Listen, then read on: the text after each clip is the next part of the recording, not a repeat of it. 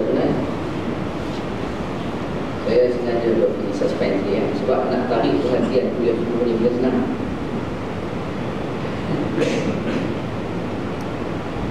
Allah Subhanahu wa taala sebut dalam hadis kursi, panjang hadisnya, ada dalam hadis 40 Mustafa. Hadis daripada Jabir, an Jabir bin Abdullah, daripada Jabir bin Abdullah, anna Rasulullah sallallahu alaihi wasallam bersabda, Allah Subhanahu wa taala berfirman. Apa maksud hadis kursi? Perkataan yang direct daripada Tuhan, lafaz daripada Nabi. Info tu direct daripada Tuhan. Kalau Al-Quran direct daripada Al-Quran, lafaznya pun daripada Allah. Beza dengan hadis kursi, lafaznya daripada Nabi, tapi infonya direct daripada Tuhan. Apa Tuhan sebut dalam hadis?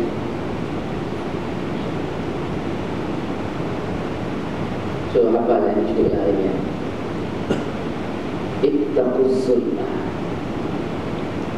awaslah, berjaga-jaga dengan satu sifat namanya zalim. Fa inna zulma zulumatun yawmal qiyamah. Kerana kezaliman itu adalah kegelapan di hari kiamat. Wattaqusyuh, dan awas kamu dengan sifat bakhil. Fa inna syuhha ahlaka man kana qablakum. Kerana sesungguhnya penyakit bakhil itu telah menghapuskan dan merosakkan generasi yang sebelum itu. Dua sifat ini tolong awasi, kata Tuhan. Jangan ada lebih zalim dan bakhil. Kerana dua sifat ini, sambungan hadis kursi tadi, hamalakum ala an safaku dima'ahum. Dua sifat ini dia boleh membawa kepada pertumpahan darah di kalangan kamu, zalim dan bakhil. Wastahallu mahalamahum, dan dia boleh membawa kepada perbuatan menghalalkan apa yang Allah Subhanahu wa taala haram. Hadis diriwayatkan oleh Muslim sahih. Hadis itu bagi tahu kepada kita satu poin. Tahu berjaga-jaga dengan dua sifat ini. Salah satunya ialah zalim. Fa inna zulma zulumatun yawmal qiyamah. Kerana kezaliman itu adalah kegelapan. Sekarang kita dah boleh faham bagaimana hubungan di antara ayat Al-Quran dengan hadis Nabi. Allah Subhanahu wa taala cuba nak menjelaskan di dalam Al-Quran, menggunakan Al-Quran juga. So, kita cuba nak faham pada pagi ini, apakah yang dimaksudkan dengan zalim? Apa yang dimaksudkan dengan zalim? Dalam hadis Nabi sebut dengan jelas, fa inna zulma zulumatun.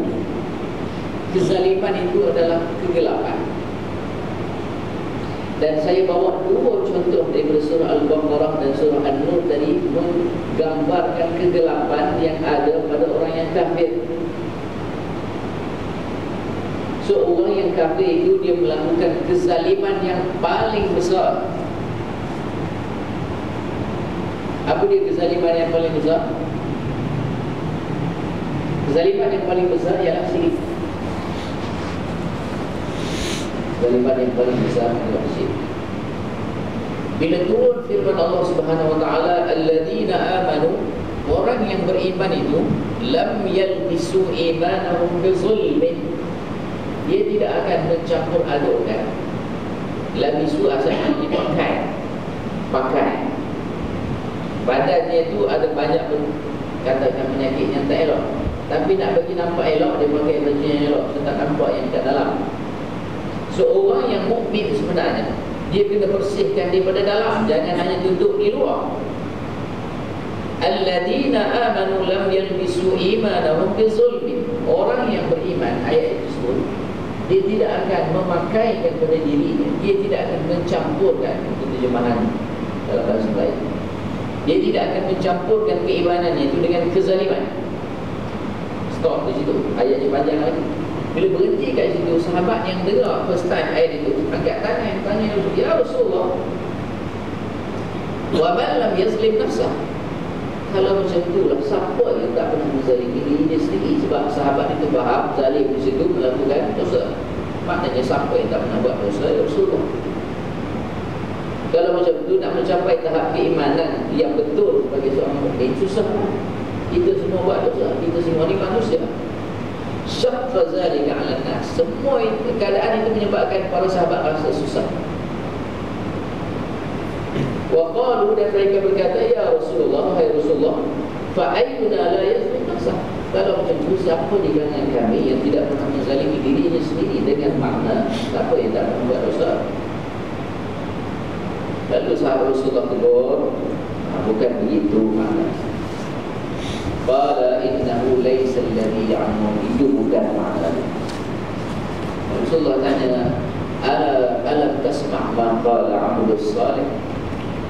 Tidakkah kau pernah mendengar apa pesan hamba Allah yang saleh kepada anak? Hamba Allah yang saleh itu Luqman Hakim di dalam surah Luqman. Apa pesanan yang pertama Luqman kepada anaknya? Ya bunayya la tusyrik billah, inna syirka la zulmun azim. Kerana syirik itu adalah satu kezaliman yang paling dahsyat, yang paling dahsyat. Sekarang kita dah semakin jelas bagaimana Al-Quran itu menjelaskan makna Al-Quran, dan bagaimana Al-Quran itu juga menjelaskan dalam hadis kursi tadi. Hadis kursi tadi sebut apa? Kezaliman itu adalah kegelapan. Ya. Dan kezaliman yang paling tinggi adalah syirik. So bila dalam hati seorang mukmin itu ataupun seorang yang belum ada iman, dia ada sedikit syirik, kegelapan sudah menutup sebahagian hatinya. Dia tidak nampak, walaupun hidayah itu terpampang di hadapan matanya, dia tidak akan mampu melihat cahaya hidayah. Jadi kita cuba buat kesimpulan dalam dua surah yang saya bacakan di awal tadi. Selain dengan Allah Ta'ala sebut dalam hadis kursi tadi, kezaliman itu adalah gelap.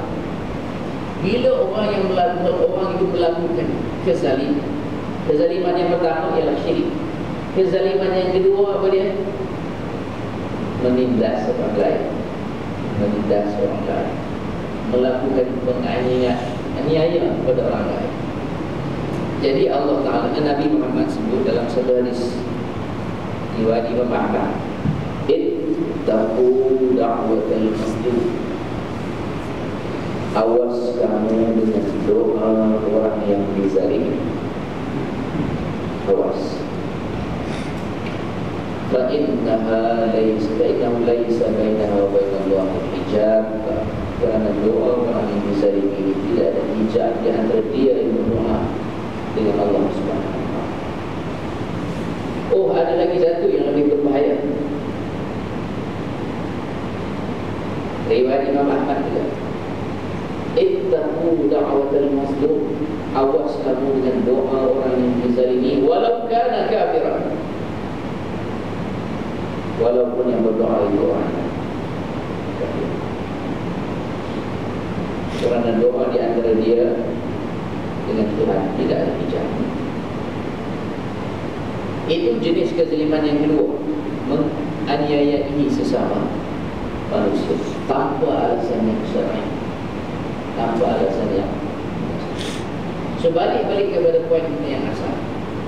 Dalam surah An-Nur tadi Allah Subhanahu wa taala cuba nak gambarkan manusia yang melakukan kezaliman. Kezaliman yang pertama syirik, kezaliman yang kedua menindas. Tuan, kita rasa nak bertaubat bila kita rasa benda yang kita buat itu salah. Tapi bila kita rasa benda salah yang kita buat itu betul, habis cerita.